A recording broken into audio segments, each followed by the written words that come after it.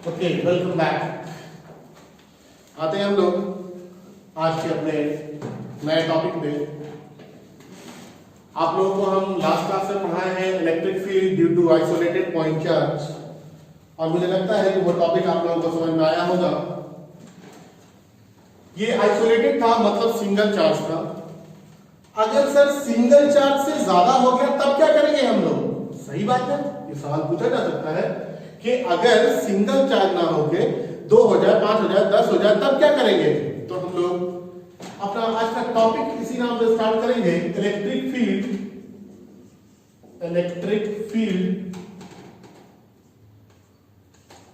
Due to pair of charges. Electric field due to pair of charges. आज का हमारा topic है electric field due to pair of charges. आइए मानते हैं कि एक चार्ज यहां पे है हमारे पास प्लस Q1, और एक चार्ज यहां पे है हमारे पास प्लस Q2। प्लस Q1 से कुछ R1 दूरी पे एक पॉइंट है P, और प्लस Q2 से इसी P की दूरी हम मान लेते हैं कितनी है, R2। तो हमको बोला गया कि बताइए पॉइंट P पे इलेक्ट्रिक फील्ड कितना होगा। क्या बोला गया? बताइए पॉइंट P पे इलेक्ट्रिक फील्ड कितना होगा। आपसे अगर पूछा जाए कि इलेक्ट्रिक फील्ड क्या है तो आप क्या बोलेंगे?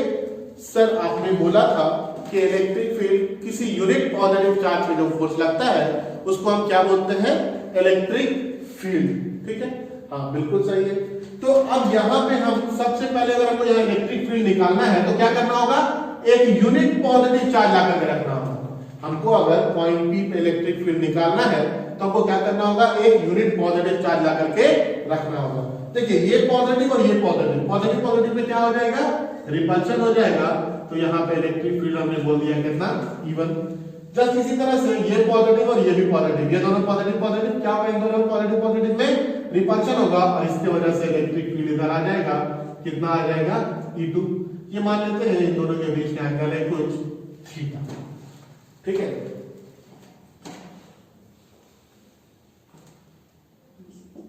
E1 क्या है? ये इलेक्ट्रिक फील्ड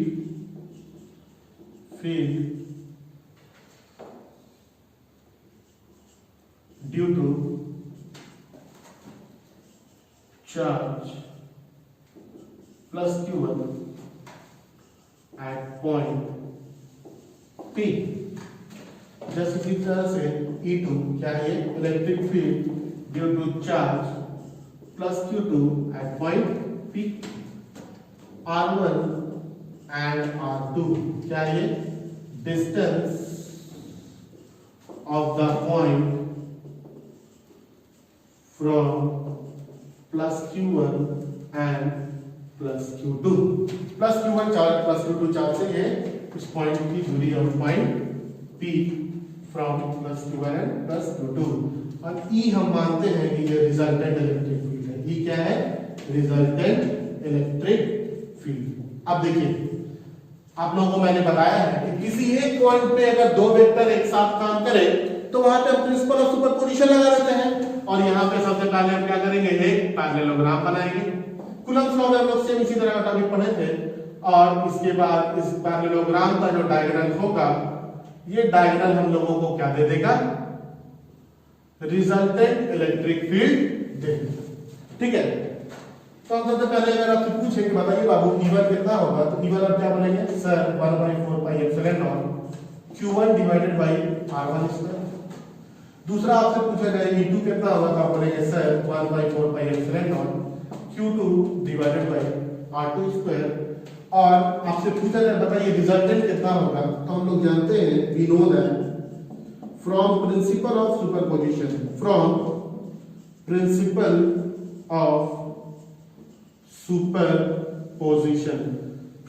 ऑफ सुपरपोजिशन क्या बताता है हम लोगों को? कि रिजल्टेंट इलेक्ट्रिक फील्ड जो होगा वो सभी फोर्सेस का या सभी इलेक्ट्रिक फील्ड का वेक्टर सम होगा, है ना? सभी इलेक्ट्रिक फील्ड का क्या होगा? वेक्टर सम होगा। तो हम अगर हमको मैग्नीट्यूड निकालना है तो हम क्या करेंगे? मॉड ले लेंगे। तो लिखेंगे हम लोग टेकिंग मॉड्यूलस। मैग्नीट्यूड निकालना होता है तो क्या करते हैं? मॉड ले लेते हैं। तो mod of E this is equal to mod of E1 plus E2। क्या मिल जाएगा हम लोगों को mod of E1 plus E2?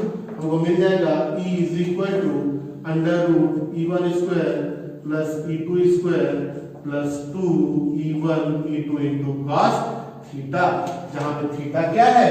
Theta है angle between E1 and E2। E1 और E2 के बीच का जो एंगल है वो क्या है? वो थीटा है। तो आप लोग इस चीज को कॉपी करें।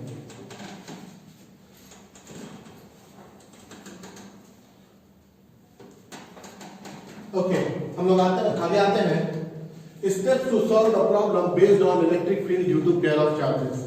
अगर पेयर ऑफ चार्जेस के ऊपर बेस्ड क्वेश्चन होगा तो उस तरह के प्रॉब्लम को हम लोग सॉल्व कैसे करेंगे, किस तरह से हम लोग उस क्वेश्चन को सॉल्व करेंगे। हम लोग इससे पहले भी सीख चुके हैं कूलम्ब्स लॉ में, एक बार फिर से सीखते हैं। देखिए स्टेप नंबर 1 में है draw the diagram as per the question. जैसा क्वेश्चन बोल रहा है सबसे पहले आप उस तरह से डायग्राम बनाइए, ठीक है? जैसा क्वेश्चन बोल रहा है उस तरह से क्या कीजिए? डायग्राम बनाइए। दूसरा है find the point at which electric field is to be determined. वो पॉइंट पता लगाइए जहां पे आपको क्वेश्चन में बोला गया है कि आप इलेक्ट्रिक फील्ड पता कीजिए।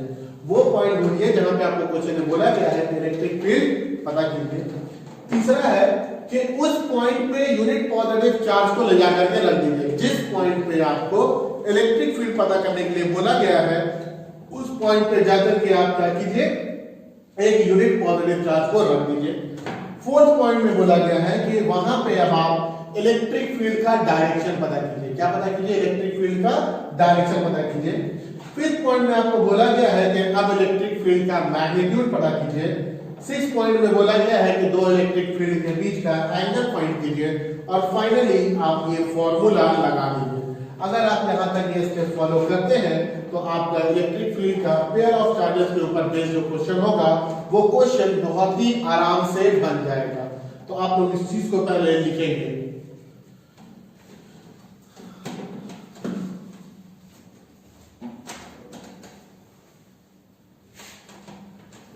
चलिए आइए अब हम लोग इसके ऊपर बेस्ड क्वेश्चन देखते हैं। सबसे पहला क्वेश्चन है हमारे पास two charges each of plus q. दो चार्ज है, दोनों का वैल्यू दोनों कितने का है? Plus q. Are kept at two corners of an equilateral triangle of side A।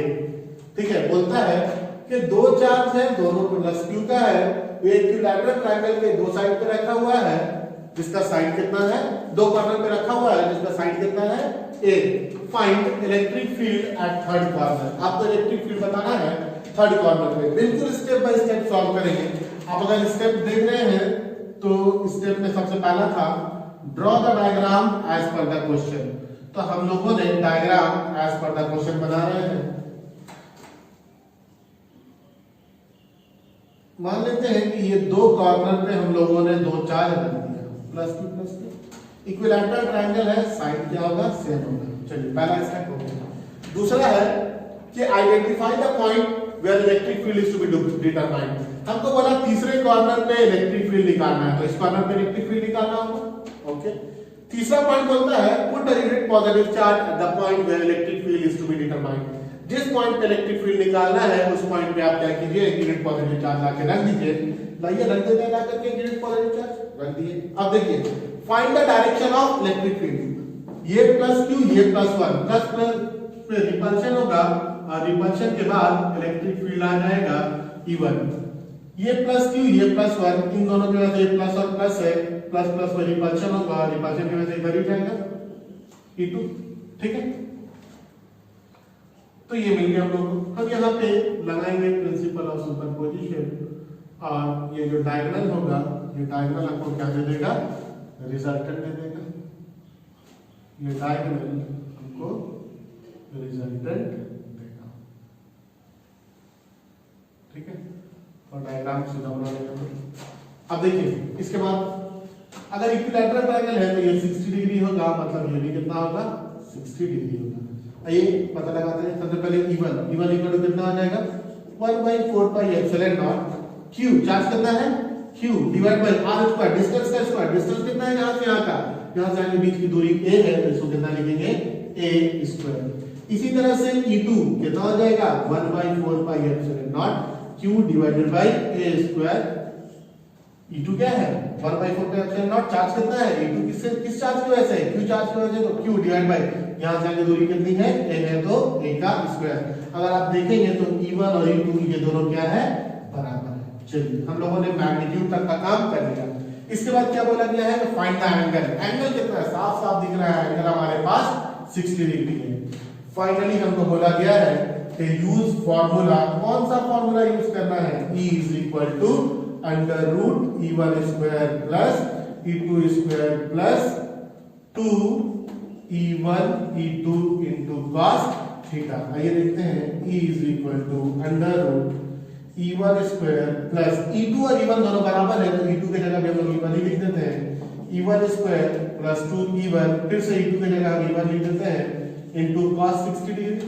ये क्या हो जाएगा E is equal to under root 2 E1 square plus 2 E1 square into cos 60 का वैल्यू कितना 1/2, 2 और 2 कट जाएगा, क्या मिलेगा हमको E is equal to under root 3 E1 square, E1 square है और ये रूट है बाहर निकल जाएगा तो E equal to root 3 E1, मतलब E is equal to root 3 into 1/4πε0 Q divided by a square. ये हमारा क्वेश्चन है।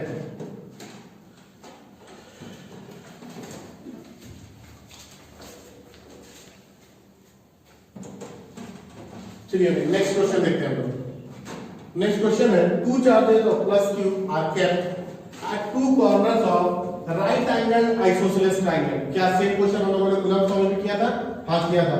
ऑफ साइड a, ठीक है, कितने साइड का a साइड का है।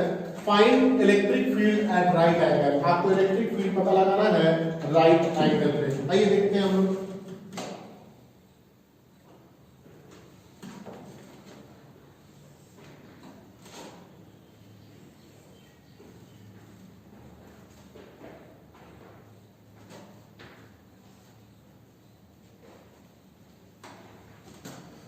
देखते हैं इस दो कॉर्नर पे हम लोगों ने दो चार्ज लिया है plus q and plus q। बोला है कि ये जो राइट एंगल है यहाँ पे इलेक्ट्रिक फील्ड पता लगाइए। हमको पता है कि जहां पे इलेक्ट्रिक फील्ड निकालना है वहां पे सबसे पहले क्या करेंगे एक यूनिट पॉजिटिव चार्ज आकर के रखेंगे। अब देखिए इन दो चार्ज को पहले कंसीडर कीजिए plus q plus 1। Positive positive में क्या होगा रिपल्शन होगा, रिपल्शन की वजह से ये दूर जाएगा इधर इलेक्ट्रिक फील्ड E1, ये प्लस q ये प्लस 1, प्लस और प्लस में क्या होगा फिर से रिपल्शन होगा, रिपल्शन की वजह से ये किधर जाएगा इधर जाएगा E2, ठीक है। एक पॉइंट पे दो वेक्टर काम कर रहा है, मतलब दो फोर्स काम कर रहा है। हम यहाँ पे एक पैरेललोग्राम बनाएंगे और इस पैरेललोग्राम का जो डायगोनल होगा वो हमको क्या दे देगा रिजल्टेंट इलेक्ट्रिक फील्ड देगा। अगर हम आपसे पूछे कि एंगल कितना है तब क्या बोलेंगे सर दो E1 और E2 के बीच में एंगल 90 डिग्री। चलिए ठीक है, तो E1 कितना हो जाएगा 1/4πε0, दोनों साइड को a बोला गया है। E1 इज q, क्योंकि चार्ज कितना है q डिवाइड बाय डिस्टेंस का स्क्वायर, डिस्टेंस है a तो a का स्क्वायर। इसी तरह से E2 कितना हो जाएगा 1/4πε0 q divided by a square. अगर हम देखेंगे तो फिर से E2 और E1 ये दोनों क्या हो गए बराबर आ गए, ठीक है। आगे बढ़ते हैं हम लोग थोड़ा सा। इसके बाद हमको बोला गया है कि एंगल बताइए, एंगल थीटा, थीटा कितना है यहाँ पे थीटा है यहाँ पे 90 डिग्री। और फाइनली हम लोगों को बोला गया है कि आप फॉर्मूला यूज कीजिए E is equal to under root E1 square plus E2 square plus 2 E1 E2 into cos theta. कितना हो जाएगा अंडर रूट E1 बोले तो E1 ही रहने देते हैं, E2 को हम E1 लिख सकते हैं ना क्योंकि E2 और E1 दोनों क्या है बराबर है, plus 2 E1 into E1 into cos 90। cos 90 का वैल्यू कितना होता है 0, तो 0 इंटू कोई भी टर्म 0 हो जाएगा। सिर्फ क्या बचेगा यहाँ पे, यहाँ बचेगा E is equal to under root 2 E1 square, A square और ये रूट है क्या आ जाएगा रूट 2 इंटू E1 और E1 का वैल्यू हमने कितना निकाला है 2 into 1/4πε0 Q divided by a square. ये हो गया आप लोगों का दूसरा क्वेश्चन।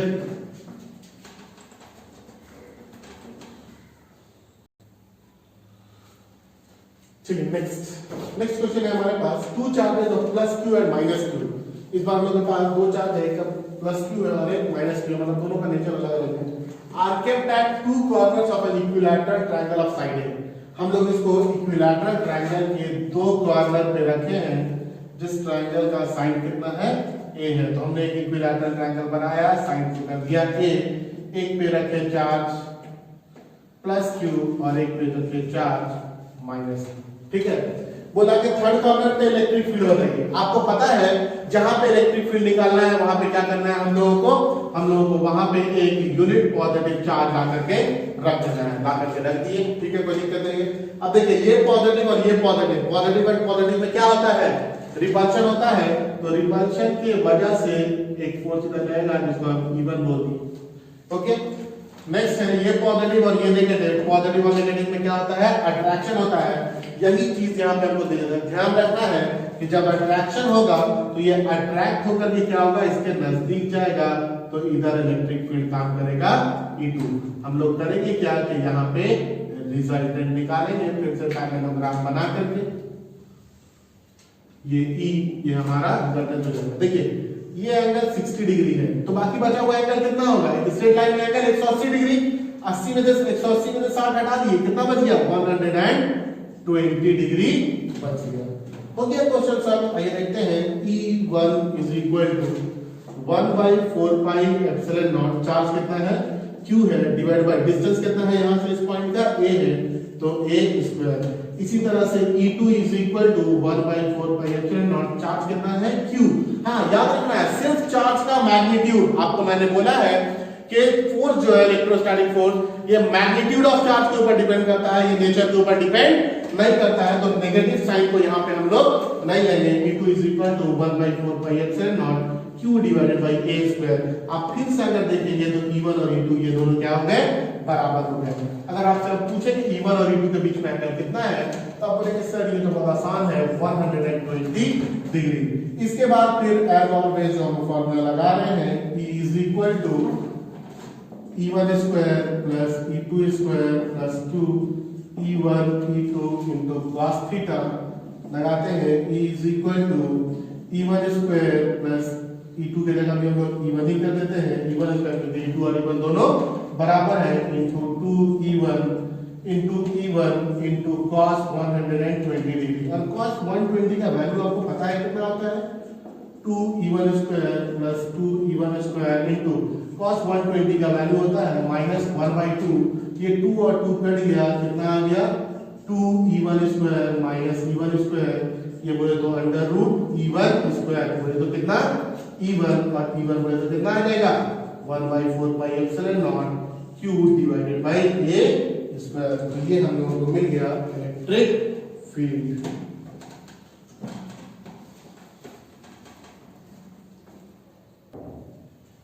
चलिए नेक्स्ट क्वेश्चन है, आइए देखते हैं। बोलता है two charges each of plus Q are kept at distance 2a।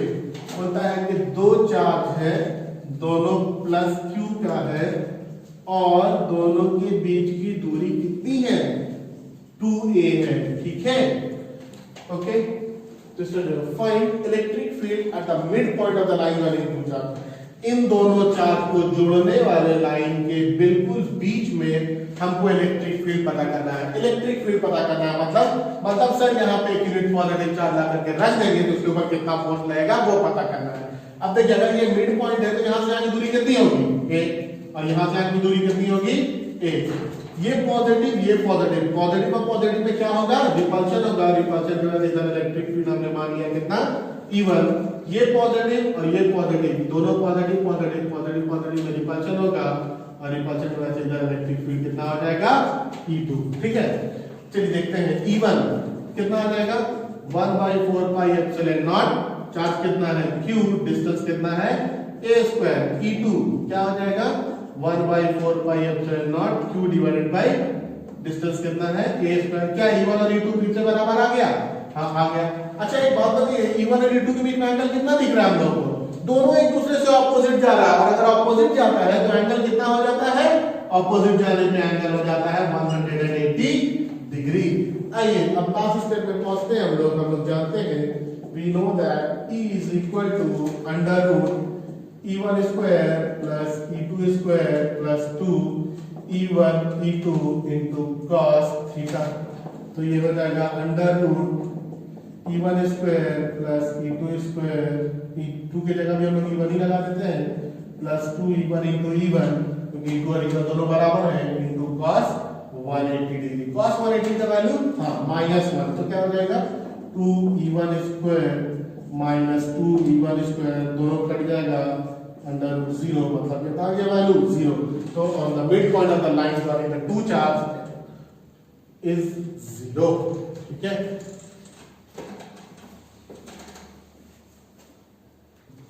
आइए हम लोग आगे बढ़ते हैं और लिखते हैं एक note.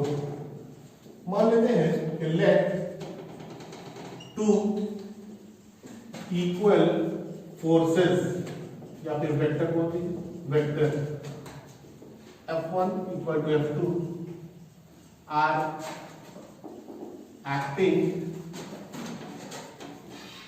at a point simultaneously,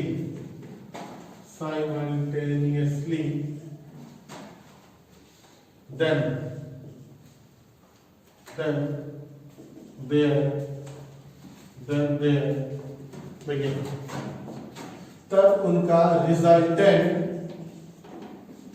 F ये बराबर होगा। अब देखिए पहला क्वेश्चन निकालिए, सबसे फर्स्ट क्वेश्चन जो इस टॉपिक में कराए हैं कि अगर resultant with F is equal to √3 times of F1 if angle between them will be 60 degree. अगर दोनों फोर्स के बीच का एंगल जो होगा वो कितना हो जाए, 60 डिग्री हो जाए, तो रिजल्टेंट हमको कितना मिलेगा, √3 टाइम्स F1। पहला क्वेश्चन यही बोल रहा है। दूसरा, रिजल्टेंट F ये √2 हो जाएगा F1 के if angle between them will B 90 degree. अगर एंगल बढ़ाए 90 डिग्री कर दिए तो फोर्स क्या हो जाएगा, √2 टाइम्स ऑफ F1। तीसरा क्वेश्चन में देखेंगे तो ये था resultant F is equal to F1 आ गया था if angle between them is 120 degree, और फोर्थ में resultant F is equal to 0 आया if angle between them is 180 degree. तो अब आप इस तरह के क्वेश्चन को डायरेक्टली देख करके आंसर ही बता सकते हैं कि अगर दो इक्वल फोर्सेस के बीच में एंगल 60 डिग्री है तो ये √3 टाइम्स ऑफ किसी भी एक फोर्स का होगा, अगर 90 है तो √2 टाइम्स ऑफ किसी भी एक फोर्स का होगा, अगर 120 है तो डायरेक्ट फोर्स के बराबर हो जाएगा, और 180 डिग्री है तो एंगल के रिजल्टेंट फोर्स कितना हो जाएगा, 0 हो जाएगा। ओके, नेक्स्ट क्वेश्चन, ये आप लोगों के लिए प्रैक्टिस क्वेश्चन है, आप लोगों को इसको बनाना है घर में। Two charges of +2 and +4 are kept at distance of 30 centimetre. Find the point of the line joining the two charge where electric field is 0। इस क्वेश्चन को आप लोग घर में ट्राई करेंगे, घर में बनाएंगे, नहीं बनेगा तो पूछेंगे, वैसे बनना चाहिए क्योंकि जस्ट कूलम्ब्स लॉ में इसी तरह का क्वेश्चन एक लोगों ने इससे पहले भी किया है। तो आज के क्लास को हम लोग यहाँ पे ओवर करते हैं, और आप लोग प्लीज पढ़ें, लॉकडाउन में पढ़कर फायदा उठाएं, क्योंकि घर में बैठ करके पढ़ने का अलग फायदा है। बुक्स को पढ़ें, बुक्स को कंसल्ट करें, और जो हम लोग पढ़ा रहे हैं उस चीज को भी फॉलो अप करते रहें। Okay then, thank you, that's all for today.